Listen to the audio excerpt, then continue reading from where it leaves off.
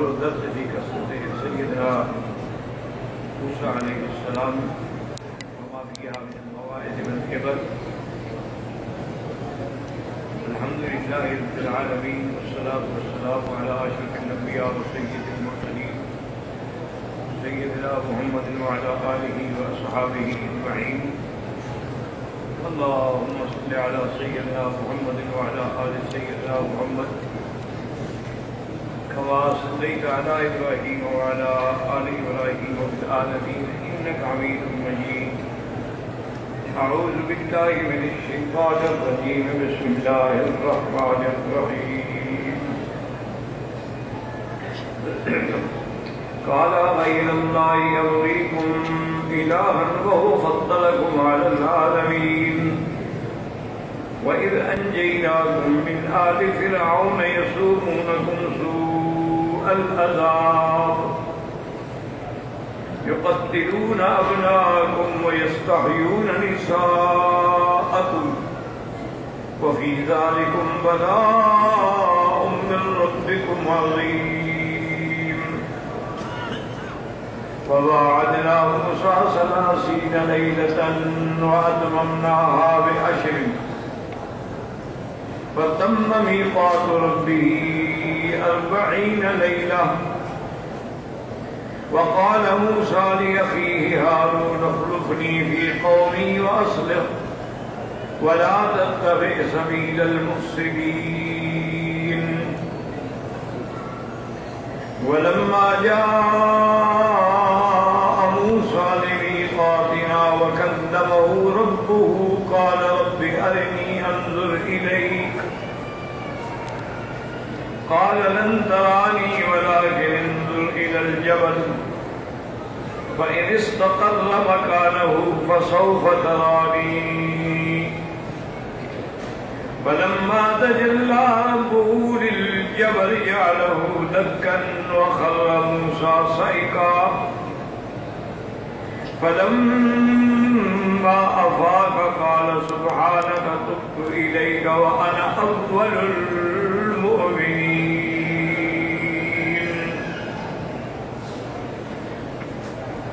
ان آیات مبارکہ میں اللہ تعالی نے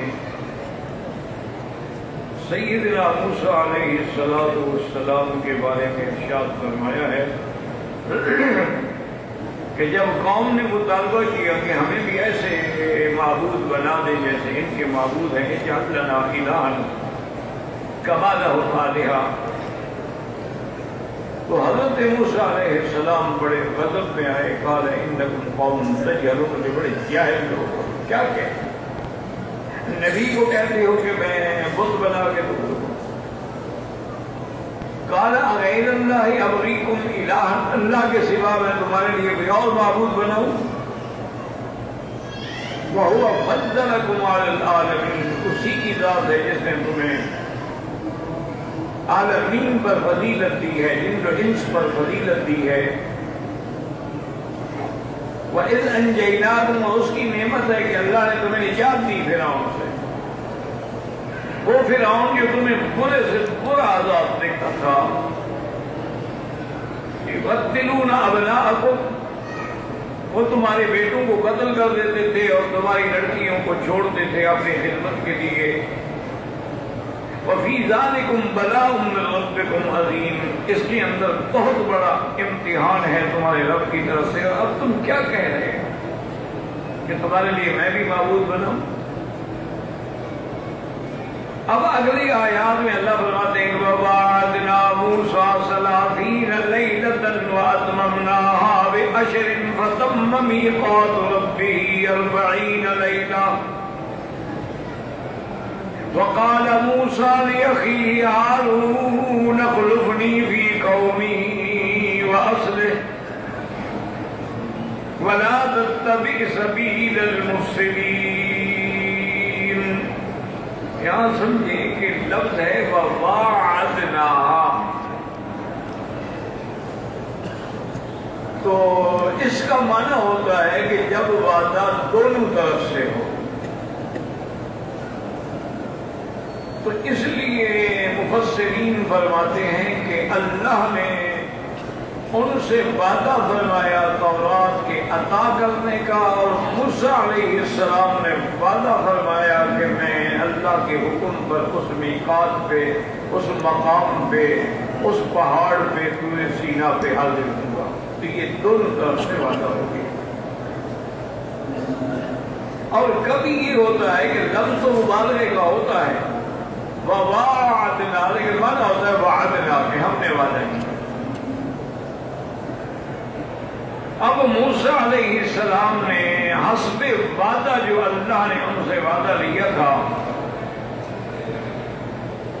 جب اس مقام پہ پہنچے، اس میقات پہ پہنچے، تو آپ نے وہ وعدہ جو تھا موسیٰ علیہ السلام سے، وہ تھا 30 لیلۃ، 30 راتیں تم نے یہاں بیٹھنا ہے۔ وَأَتْمَمْنَاهَا بِعَشْرٍ، پھر حکم ہے کہ نہیں اور بھی 10 راتیں بیٹھو تاکہ چلہ جو ہے وہ پورا ہو جائے۔ یہاں لیکن لفظ ہے أَتْمَمْنَاهَا 30 لیلہ، رات کا ذکر ہے، لیلہ۔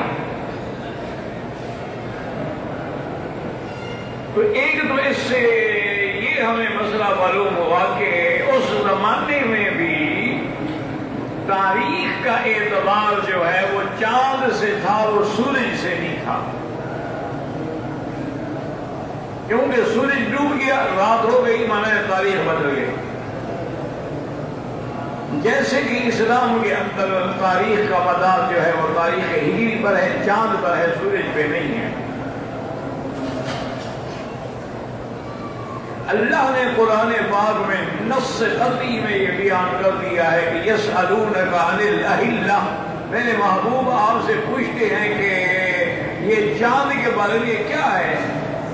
قل ہی مواقیت للناس والحج، اللہ نے یہ تمہارے لیے مواقیت میقات کے لیے بنایا ہے، تمہیں حج کا پتہ چلے، تمہیں رمضان کا پتہ چلے، تمہارے معاملات ہیں، معاہدے ہیں، ان کا پتہ چلے، عورت کی عدت طلاق کا پتہ چلے، عدت وفات کا پتہ چلے۔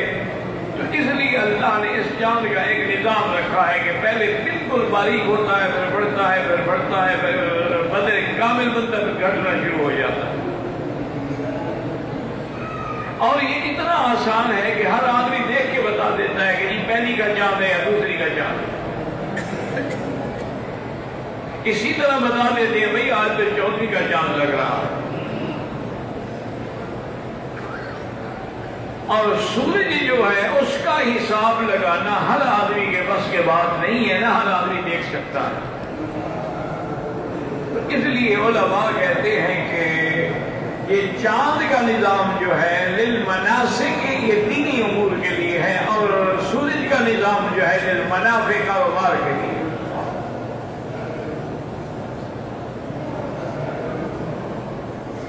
اب ایک بات تو یہ ہمیں معلوم ہوئی کہ وہاں بھی نظام وہی چاند کا تھا، وہ سورج کا نہیں تھا۔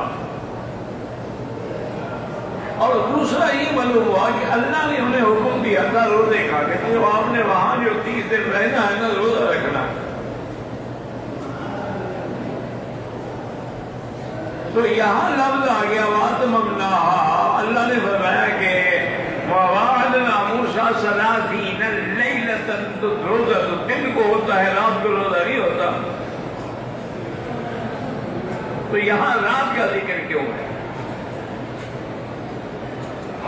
تو اس پر بھی مفسرین نے فرمایا کہ اس سے اشارہ ہے کہ موسیٰ علیہ السلام نے جو 30 دن روزے رکھنے تھے نا، وہ مواصل تھے، یعنی دن رات دن رات دن رات روزہ رکھنا تھا، 30 راتیں پوری کرنے۔ اس کو کہتے ہیں صوم الوصال، کہ رات اور دن کا روزہ ملایا جائے، کئی دن کا روزہ ملایا جائے، جیسے کہ میرے آقا نے رحمت دو جہاں صلی اللہ علیہ وسلم نے روزے رکھے، تو ایک دن کا روزہ، رات کا روزہ، پھر اگلے دن کا روزہ، پھر رات کا روزہ، پھر دن کا روزہ، پھر رات کا روزہ، متواصل۔ تو بعض صحابہ نے بھی کہا بھی ہم بھی حضور کی اتباع کریں، حضور صلی اللہ علیہ وسلم جیسے صوم الوصال رکھتے ہیں ہم بھی رکھیں۔ تو صحابہ نے بھی روزے رکھنے شروع کر دیے. کوئی دوسرے دن بے ہوش ہو گیا, 1.5 دن کے بعد بے ہوش ہو گیا. حضور صلی اللہ علیہ وسلم کو پتہ چلا, آپ نے فرمایا کیا کر رہے ہیں, ایکم مثلی, کون ہے تم میں سے جو میرا مقابلہ کر سکے؟ ہوا یطعمنی و یسقینی, مجھے تو میرا رب کھلاتا پلاتا ہے. تم کیسے یہ روزے رکھ سکتے ہو؟ انسان کیسے برداشت کر سکتا ہے جب تک اللہ کی طرف سے عنایت نہ ہو؟ آئندہ تم کبھی ایسا روزہ نہیں رکھنا. تو موسیٰ علیہ السلام نے بھی اس شوق لقاء میں, اس شوق کلام الہی میں اتنے مستغرق ہوئے, اور اللہ کی طرف سے بھی انہیں اتنی طاقت دی گئی کہ انہوں نے بھی 30 دن 30 راتیں متواتر ہوتے.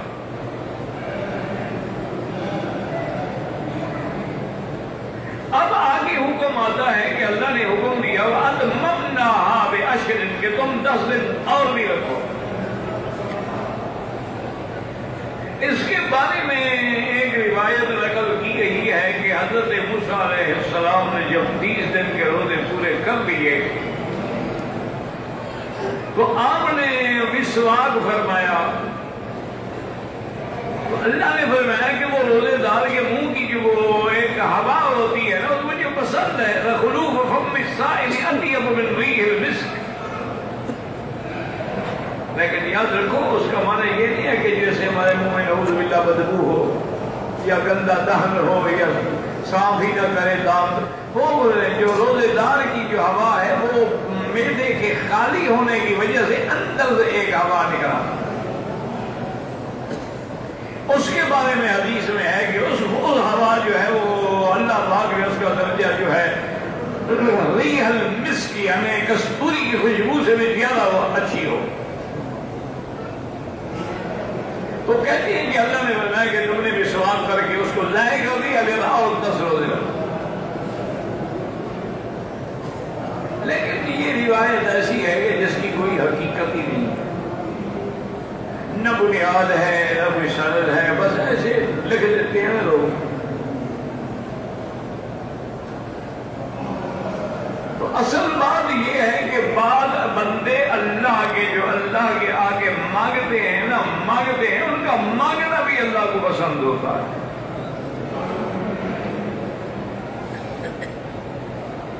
جیسے کہ ایک واقعہ آتا ہے کہ ایک اللہ کے ولی بڑی گریا اور زاری سے اللہ سے دعائیں مانگتے تھے, اور ان کا جو مشکل تھی وہ حل نہیں ہو رہی تھی, اور رات دن اللہ کے ذکر میں اور دعا میں مشغول ہوتے تھے. اس لیے یہ بھی یاد رکھیں کہ علماء نے لکھا ہے کہ بندہ جب دعا مانگے نا اس کی دعا کو دیکھو. اگر وہ لمبی لمبی دعائیں مانگتا ہے اور گر گرا کے مانگتا ہے, عاجزی سے مانگتا ہے, تو یہ اس کی قبولیت کی علامت ہے. ورنہ توفیق ہی نہیں ہوتی. آدمی آپ پھیرے چلے گا, توفیق ہوتی نہیں, مانگ ہی نہیں سکتے. تو یہ دعا مانگنا جو ہے یہ تو مخل عبادت ہے اور سابقہ عبادت کا قبول ہونے کی علامت ہے. اسی لیے ہے نا کہ ہر نماز کے بعد دعا قبول ہوتی ہے.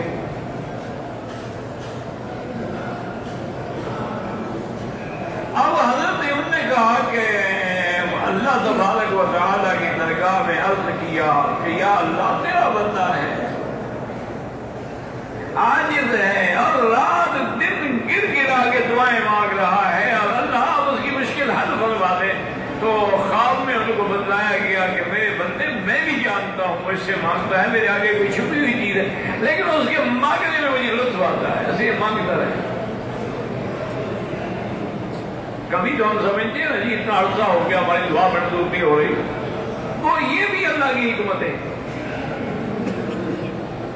کبھی لفظ منہ سے نکلتا ہے اور پورا ہو جاتا ہے, اور کبھی آدمی سارا سال مانگتا ہے نہیں پورا ہوتا, وہ ضائع نہیں جاتا, اللہ کے یہاں جمع ہو رہا ہے.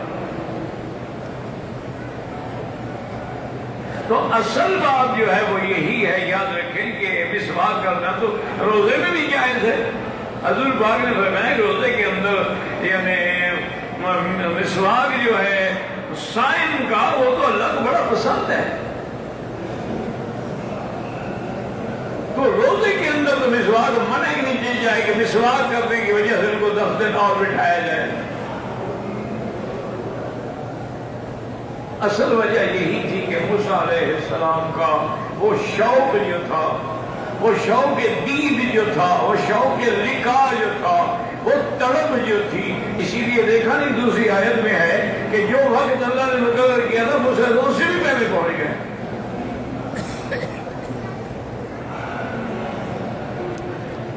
یا اللہ میں اس لیے جلدی آ گیا کہ آپ راضی ہو جائے. تو وہ اللہ کو ان کی وہ مناجات اور وہ جو شوق لقاء ہے نا وہ اتنا پسند ہے نا کہ اور 10 دن پورے کر.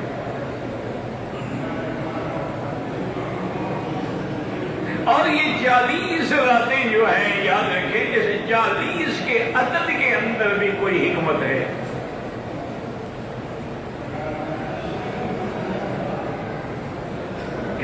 بزرگوں نے لکھا ہے کہ 40 دن تک اگر آپ عبادت کریں اور دعا میں مشغول و مصروف رہیں اور حرام نہ کھائیں، جھوٹ نہ بولیں، منہ سے گندی باتیں نہ نکالیں، بس ذکر ہے، قرآن ہے، تلاوت ہے، نماز ہے، تو 40 دن کے بعد اللہ اس بندے کے چہرے پہ ایک نور پیدا کر دے. دیکھا نہیں ہے کہ کئی ہمارے حبش کے لوگ ہیں، سوڈان کے لوگ ہیں، نائجیرین ہیں، کالے سیاہ ہیں، لیکن بعد کے چہروں پہ ایسی کشش ہوتی ہے کہ دل کرتا ہے کہ ان کے پاس جا کے بیٹھیں. وہ اللہ کا ہر وقت ذکر کرتے ہیں.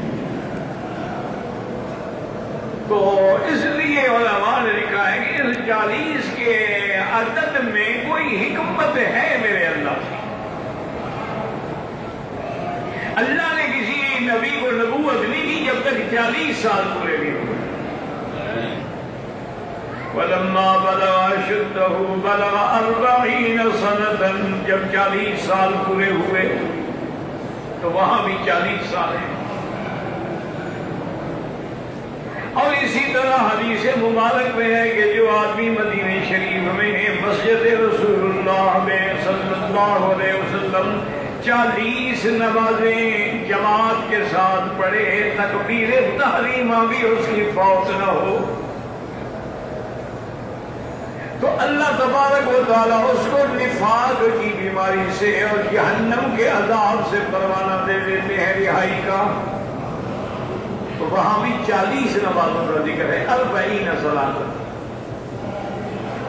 اور اسی طرح حدیث میں ہے کہ جو آدمی حضور صلی اللہ علیہ وسلم کی 40 حدیثیں یاد کر لے تو قیامت والے دن اللہ اس کو بھی علماء کی صف میں اٹھائیں گے. اس لیے علماء نے دیکھا نا 40 حدیث 40 حدیثیں جمع کی ہیں اور چھوٹی چھوٹی حدیثیں تاکہ یاد کرنے بھی آسان ہو. تو وہاں بھی 40 کا عدد ہے. اور اسی لیے یہ بھی یعنی بالکل پکی بات ہے کہ عورت کے بدن میں اور رحم میں جب نطفہ ٹھہرتا ہے نا پھر وہ بدلتا ہے، نطفہ ہوتا ہے پھر علقہ بنتا ہے. سب سے پہلے تو نطفہ جو ہے وہ قرار پکڑتا ہے، جس کو اللہ نے قرآن میں ثم جعلناه فی قرار مکین،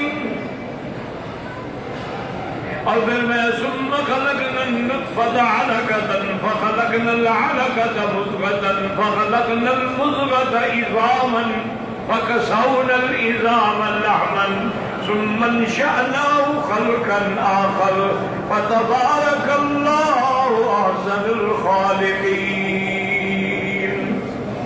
تو پہلے نطفہ ہوتا ہے، اس کے بعد جو ہے وہ پھر علقہ ہوتا ہے، جوں کی شکل اختیار کر جاتا ہے. جیسے یہ جونک ہوتی ہے جو خون نکالنے کے لیے لگاتے ہیں، ایسے جوں کی شکل اختیار کرتا ہے.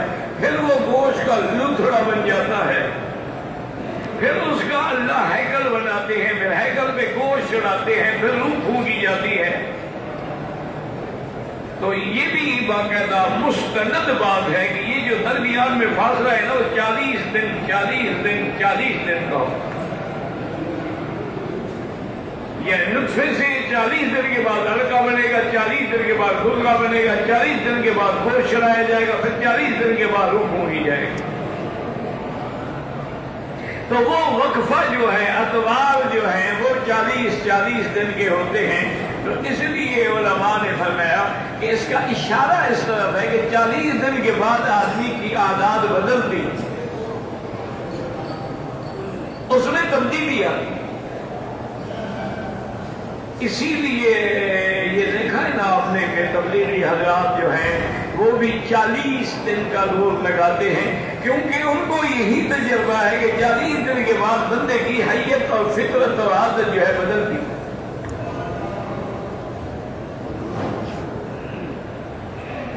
بے دین جو ہے دین میں آ جاتا ہے، بے نمازی نماز میں آ جاتا ہے، یعنی اس کے اندر لازم تبدیلی آتی. اسی لیے بعض بزرگ جو ہیں وہ اپنی خدمت میں 40 دن تک کے لیے رکھتے ہیں مرید کو اور تلمیذ کو کہ بھئی اس کی تربیت کی جائے کہ 40 دن کے بعد اس کے اندر لازم تبدیلی آئے. اس لیے کوئی حکمت تو آخر تھی نا، اللہ کا کوئی فیصلہ حکمت کے بغیر تو نہیں ہے نا کہ دیکھو آسمان 7 بنائے ہیں، 8 بھی تو بنا سکتے تھے. اگر چاہتے 6 آسمان بھی بنا سکتے تھے، لیکن 7 بنائے، زمینیں 7 بنائی ہیں، طواف کے چکر بھی 7 رکھے ہیں، صفا مروہ میں چکر بھی 7 رکھے ہیں، اور انسان جب سجدہ کرتا ہے تو 7 اعضاء پہ کرتا ہے، اور جہنم کے دروازے بھی 7 رکھے ہیں، لہذا سب ابواب. تو کوئی حکمت تو ہے اس عدد میں، کوئی اللہ نے حکمت لازم رکھی ہے. تو حضرت موسیٰ علیہ السلام و تسلیم جب تشریف لائے اور اللہ کے حکم سے انہوں نے وَتَمَّ مِیقَاتُ رَبِّهِ، جو اللہ سے وعدہ تھا وہ پورا کر دیا. اور حضرت موسیٰ علیہ السلام تقدیم تاخیر ہے، حالانکہ یہ بات بعد میں جو ہے نا اصل میں پہلے ہے. یا دیکھو تقدیم تاخیر ہوتی ہے کہ بعض اوقات جو چیز مقدم تھی مؤخر کر دی، جو مؤخر تھی مقدم کر دی. یہ بھی فصاحت و بلاغت کا ایک انداز ہے. اس کی مثال قرآن یا مریم اقنتی لربک واسجدی وارکعی. اب سجدہ پہلے، رکوع بعد میں، حالانکہ رکوع پہلے ہوتا ہے سجدہ بعد میں ہوتا ہے، لیکن مقصود تو اطاعت تھا نا کہ اللہ کی اطاعت کرو، اللہ کی بندگی کرو. یہاں بھی حضرت موسیٰ علیہ السلام جب جانے لگے تو اس وقت انہوں نے حضرت ہارون سے فرمایا تھا قال موسیٰ لأخیہ ہارون اخلفنی فی قومی، میری قوم میں اب تو میرے خلیفہ اور میری قوم کے حالات کو درست کرنے کی کوشش کرنا، اور کسی مفسد کی بات میں نہ ولا تتبع سبیل المفسدین، کسی مفسدین کے طریقے میں نہ چل. یہ بات کہیں کہ پھر موسیٰ علیہ السلام گئے میقات پہ، تو یہ بات پہلے تھی، میقات پہ پہنچنا بعد میں تھا. اور اس سے علماء نے یہ مسئلہ بھی استنباط کیا ہے کہ یہ آدمی اگر بادشاہ ہے، کسی عہدے پہ ہے، تو اپنے جانے کے بعد لازم کسی کو نائب مقرر کرے تاکہ نظام چلتا ہے. ورنہ ہارون علیہ السلام تو نبی پہلے تھے، لیکن اب جو ان کو چھوڑا گیا تو نظام کے لیے، انتظام کے لیے کہ قوم کو سنبھالے. جیسے کہ حضور صلی اللہ علیہ وسلم نے جب غزوہ تبوک کے لیے تیاری فرمائی، سارے صحابہ تیار ہو گئے، تو حضور نے حضرت علی رضی اللہ عنہ کو حکم دیا کہ حضرت علی تم یہاں رہو اور گھر کا خیال رکھو. حضرت علی رضی اللہ عنہ یہ بات، اب حضور کا حکم ہے، انکار تو نہیں کر سکتے، لیکن بات بڑی خلاف ہو رہی. یا رسول اللہ مجھے آپ بچوں میں چھوڑ کے جا رہے تخلفنی بالنساء والبنین، حضور مجھے عورتوں میں اور بچوں کی خلافی کے چھوڑ رہے ہیں، مجھے تو جنگ میں جانا چاہیے۔ حضور نے فرمایا اما ترضى انت منی بمنزلۃ ہارون من موسیٰ، کہ حضرت علی کیا تم اس بات پہ راضی نہیں ہو کہ جیسے ہارون موسیٰ علیہ السلام کے خلیفے بنے تھے، میں تمہیں گھر کے کام کا خلیفہ بنا رہا ہوں، اللہ نبی بعدی، لیکن میرے بعد نبی کوئی نہیں ہوگا۔ کوئی یہ نہ سمجھے کہ حضور نے حضرت نعوذ باللہ حضرت علی بھی نبی بن گئے۔ اور اگر ہارون کی نبوت سے کوئی مثال لے تو ہارون علیہ السلام تو پہلے فوت ہو گئے، موسیٰ علیہ السلام بعد میں تھے۔ تو حضرت موسیٰ علیہ السلام نے حضرت ہارون کو اپنی قوم میں خلیفہ بنایا، ہدایات دی اور چلے گئے۔ وَلَمَّا جَاءَ مُوسَىٰ لِمِيقَاتِنَا وَكَلَّمَهُ رَبُّهُ قَالَ رَبِّ أَرِنِي أَنظُرْ إِلَيْكَ قَالَ لَن تَرَانِي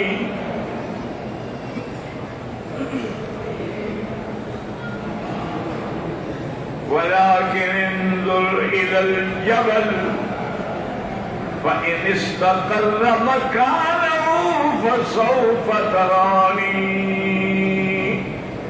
اب موسیٰ علیہ السلام جب مقام وعدے پہ پہنچ گئے، طور سینہ پہ پہنچ گئے، اس پہاڑ کا نام جو ہے یاد رکھیں زبیر ہے۔ جس پہاڑ پہ موسیٰ علیہ السلام کا میعاد تھا نا، اس کا نام زبیر ہے پہاڑ کا نام۔ یہ نام ہوتے تھے جیسے ابھی قبیس ہے، جیسے جبل احد ہے، جیسے جبل صبیر ہے، یہ پہاڑوں کے بھی نام ہوتے ہیں۔ اب اللہ نے جب کلام فرمایا، یاد رکھیں یہ دوسری کلام ہے، اس بات کو دماغ میں رکھ لیں۔ ایک تو پہلی کلام ہے جب اللہ نے نبی بنایا۔ جب موسیٰ علیہ السلام حضرت شعیب کے گھر سے بیوی کے ساتھ چلے جا رہے تھے اور راستے میں اندھیرا تھا، سردی تھی، دور سے روشنی دیکھی تو فرمایا اچھا ٹھہرو، قال لأہلہم کثوا انی آنست نارا، مجھے آگ نظر آ رہی ہے، میں جا کے آگ بھی لے آؤں، کوئی راستے کا بھی پتہ چل رہا ہے۔ تو اس وقت بھی اللہ نے کلام کیا تھا۔ اللہ نے اس وقت بھی فرمایا تھا کہ موسیٰ فخلعن علیک انک بالوادی المقدس طویٰ، تمہیں ایک وادی مقدس میں اور جلدے اتار دو۔ اننی انا اللہ لا الہ الا انا فاعبدنی۔ اسی طرح اللہ نے ہم کو اسی وقت نبوت کے لیے چن لیا اور آپ کو معجزات بھی عطا فرمائے۔ وما تلک بیمینک یا موسیٰ، یہ پہلی کلام ہے، یہ دوبارہ کلام ہے کہ اب جب موسیٰ علیہ السلام اس وقت کو نبوت عطا کی گئی نا، اب تو نبی بن گئے، رسول بن گئے، فرعون کا مقابلہ کیا، جادوگروں کا مقابلہ کیا، فرعون اور اس کی قوم غرق ہو گئی، موسیٰ علیہ السلام اپنی قوم کو لے کے آ گئے، یہ تو بعد کی بات ہے۔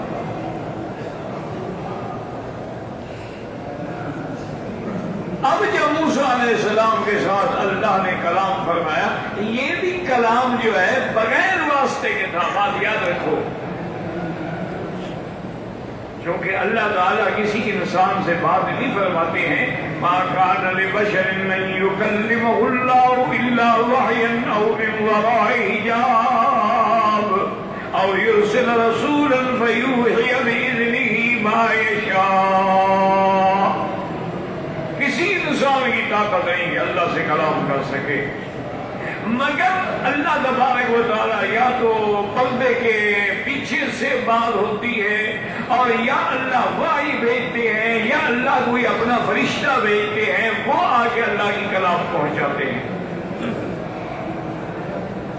یہ جو دوسری جگہ آیا کلمہ ربہ، یہ کلام بلا واسطہ ہے، کوئی درمیان میں فرشتہ نہیں۔ اور یہ بات دل میں نہیں ڈالی گئی، اللہ نے کلام فرمائی. اسی لیے حضرت موسیٰ علیہ السلام کا جو لقب تھا وہ کلیم اللہ تھا. اور دوسری آیت میں وَكَلَّمَ اللَّهُ مُوسَىٰ تَكْلِيمًا، اللہ نے کلام کیا. اب جب اللہ تبارک و تعالیٰ نے کلام فرمایا اور اللہ کی عنایات، اللہ کی رحمت، تو اب موسیٰ علیہ السلام نے بھی عرض کیا کہ رب ارنی انظر الیک. یہ رؤیت کا سوال جو ہے وہ یہاں ہے. تو اللہ نے فرمایا قال لن ترانی، تم ہرگز نہیں دیکھ سکتے. اسی لیے معتزلہ فرقہ جو ہے نا، بڑا کئی قسم ہیں معتزلہ میں اور گمراہ فرقے ہیں، تو انہوں نے لیا کہ لن نفی تعبید کے لیے ہوتا ہے. مانا اللہ کی رؤیت میں دنیا میں ہو سکتی ہے، نہ آخرت میں ہوگی. لیکن ان کی یہ دلیل غلط ہے، کیونکہ حضور صلی اللہ علیہ وسلم نے ایک دن 14ویں کی رات تھی، چاند کھلا ہوا تھا، صحابہ بیٹھے تھے. تو آپ نے بتایا کہ حل تزعمون فی رؤیتہ، اس 14ویں کے چاند میں تمہیں کوئی شک ہے؟ انہوں نے کہا یا رسول اللہ 14ویں کے چاند میں کیا شک ہے؟ پہلی کے چاند میں شک ہوتا ہے، دوسرے کے چاند میں شک ہو سکتا ہے، 14ویں کے چاند. فرمایا انکم لا تزعمون فی رؤیتہ، تم اپنے پروردگار کی قیامت میں زیارت کرو گے اور اس میں بھی کوئی شک نہیں ہوگا، حقیقی زیارت ہوگی. انکم سترون ربکم ولا تزعمون فی رؤیتہ، تو معلوم ہوا کہ قیامت میں تو رؤیت ہوگی.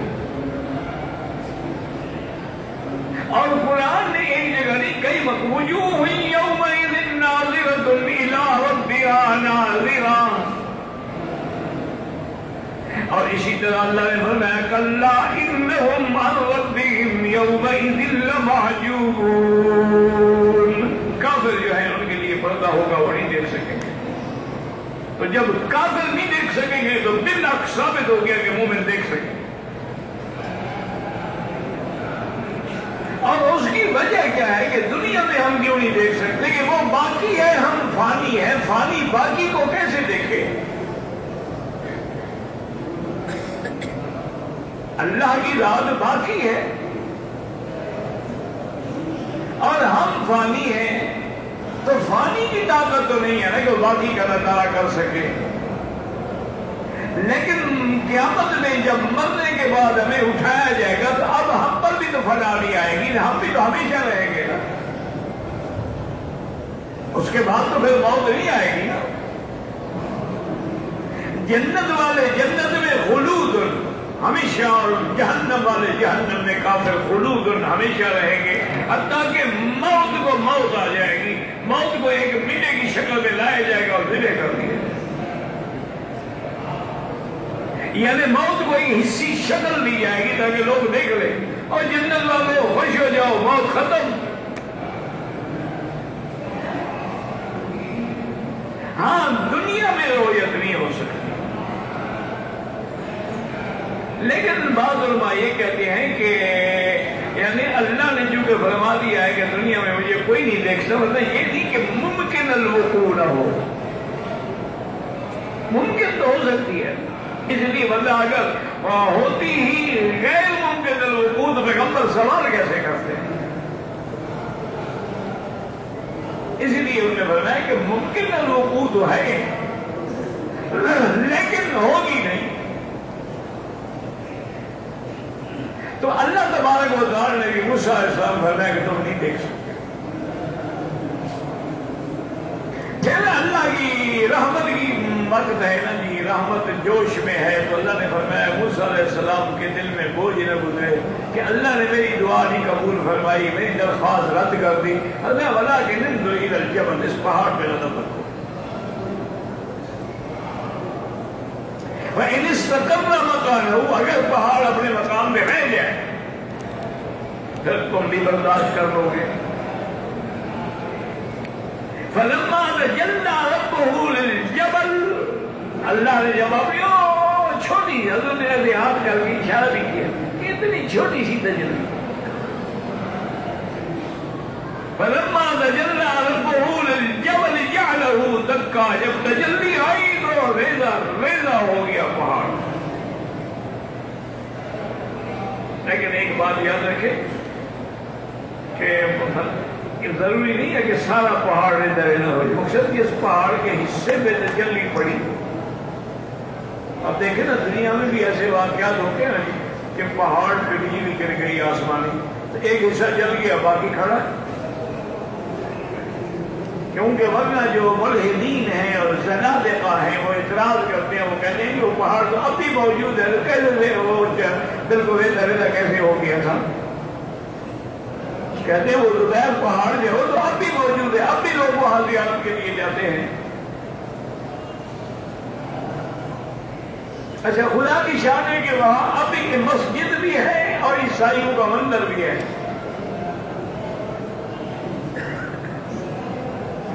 تو وہاں اب بھی مسلمان جو ہے وہ جاتے ہیں، مسجد میں بھی نمازیں پڑھتے ہیں، زیارت کرتے ہیں کہ بھی وہ مقام ہے جہاں موسیٰ علیہ السلام تشریف لائے تھے.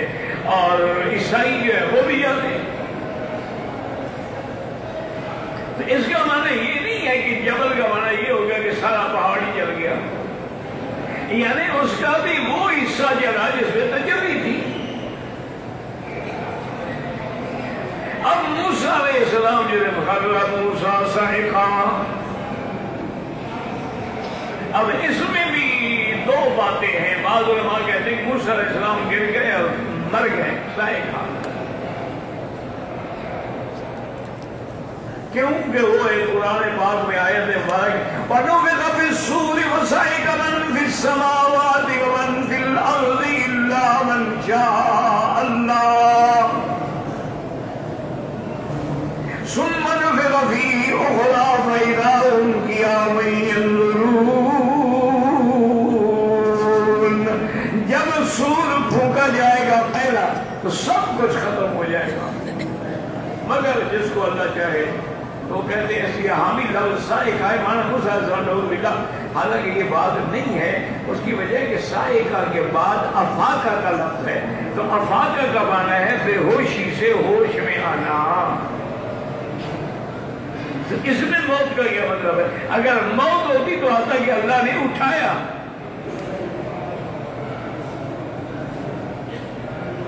جیسے کہ آتا ہے اماتہ اللہ مئۃ عام ثم بعثہ، تو وہاں افاقہ تو نہیں ہے نا. اسی لیے علماء نے بڑی دلیل پکڑی ہے کہ حضور فرماتے ہیں نا کہ جب میں اپنے قبر مبارک سے اٹھوں گا اور میں دیکھوں گا کہ موسیٰ علیہ السلام قائم عند ساق العرش، موسیٰ علیہ السلام عرش کی سائے، عرش کے پائے کو پکڑ کے کھڑے ہیں. فرمایا کہ انہو افاق قبلی اور لم یصعق، کہ یا تو موسیٰ علیہ السلام مجھ سے بھی پہلے ہوش میں آ گئے، یا ان پر بے ہوشی آئی نہیں ہے کہ وہ دنیا میں جو بے ہوش ہوتے اللہ نے آج اس کا بدلہ دے دیا ہے. تو اس لیے علماء نے فرمایا کہ انبیاء حیات ہوتے ہیں تو بے ہوشی آتی ہے نا. حیات ہی نہ ہوں تو بے ہوشی کس پہ آئے گی؟ اور حضرت موسیٰ پہلے کیسے بے ہوش میں آئے؟ یا تو اللہ فرماتے ہیں اللہ نے ان کو مجھ سے پہلے زندہ کیا. بہرحال یہ ہے کہ موسیٰ علیہ السلام بے ہوش ہوئے. فلما افاق، جب ہوش آیا قال سبحانک، تیری ذات پاک ہے، مقدس ہے، لا شک لا مثال لہ ولا مثل لہ. میں توبہ کرتا ہوں کہ مجھے یہ سوال میں لائق نہیں تھا کہ میں ایسا سوال کرتا. اللہ تبارک و تعالیٰ نے اس کے بعد بھی فرماتے ہیں یا موسیٰ انی اصطفیتک، ہم نے تمہیں اپنی رسالت کے لیے چن لیا ہے. اب اس پر بھی مسئلہ ہے کہ بھائی کیا حضور نے بھی اللہ کو دیکھا ہے یا نہیں دیکھا ہے. موسیٰ علیہ السلام تو نہیں دیکھ سکے، تو اس میں صحابہ کرام کے دو جماعتیں ہیں. ایک جماعت تو اس بات کی قائل ہے کہ اللہ کو حضور پاک نے بھی دیدار نہیں کیا، اور دوسری جماعت یہ کہتے ہیں کہ نہیں، اللہ تعالیٰ کا دیدار حضور کو ہوا ہے کہ کلام موسیٰ علیہ السلام کے لیے تھا، اور خلت جو ہے وہ ابراہیم کے لیے تھی، اور رویت جو ہے وہ حضرت محمد مصطفیٰ کی.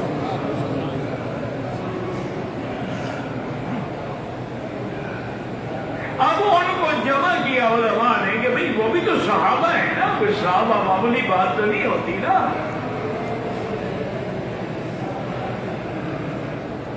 صحابہ تو دین کا نمونہ ہے، ماڈل ہے، ان کے بغیر تو آدمی اہل سنت بن ہی نہیں سکتا. یہ تو ہمیں بڑی پریشانی ہوتی ہے. بعض لوگ کہتے ہیں جی کہ جی ہم صرف وہ فرقہ ہے نجات والا. بھائی پہلے صحابہ کو تو مانو. تم تو ہر جگہ صحابہ کی نفی کرتے ہو کہ صحابہ کا قول حجت ہی نہیں ہے، صحابہ میں یار حق ہی نہیں ہے. تو اللہ ما انا علیہ واصحابی والی حدیث پہ کیسے عمل ہوگا پھر؟ تو اہل سنت تو وہی ہوگا جو صحابہ کی قول پر بھی ایمان لائے. تو بہرحال وہ یہ کہتے ہیں کہ جی جھگڑے کی بات نہیں، حضور نے بھی تو دنیا میں اللہ کو نہیں دیکھا نا، معراج کی رات دیکھا آسمانوں پہ، وہ نظام الگ ہے، یہ نظام الگ ہے. لہذا کہتے ہیں کہ حضور پاک کو رؤیت ہوئی ہے. واللہ اعلم. زندگی تو بات باقی انشاءاللہ.